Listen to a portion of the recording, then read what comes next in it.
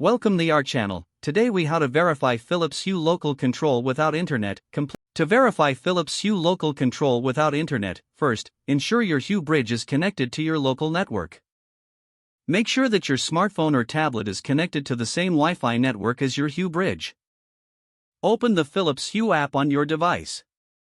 Tap on the settings option located in the bottom right corner of the screen. Select Hue bridges from the settings menu. You should see the connected Hue bridge listed. Tap on the bridge to access its settings. Look for the option that says Remote Access and toggle it off to disable cloud access. Next, return to the main screen of the app. Choose a light or group of lights you want to control locally. Use the sliders to adjust brightness or change colors directly. If the lights respond as intended, local control is confirmed.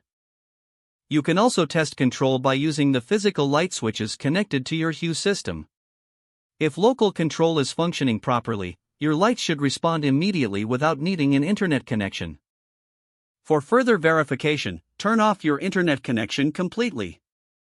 Try to control the lights again using the app. If everything works seamlessly, your local control is successfully verified. Remember that certain remote features may become unavailable without internet access. Keep your app updated for optimal performance, even when offline. This completes your guide on verifying Philips Hue local control without internet. If the page does not load, refresh the browser or try again in a private or incognito window. Make sure you are using the correct email address, then retype it carefully to avoid small typos. If your password is not accepted, use the reset option and create a new strong password you can remember.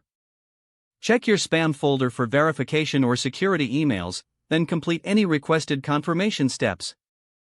Enable two-factor authentication if available to improve account security and reduce unauthorized access risk. After signing in, review your profile details so your contact information and settings are accurate and current.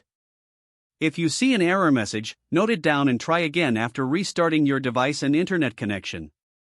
Log out when you finish, especially on shared devices, to keep your account and payment information secure.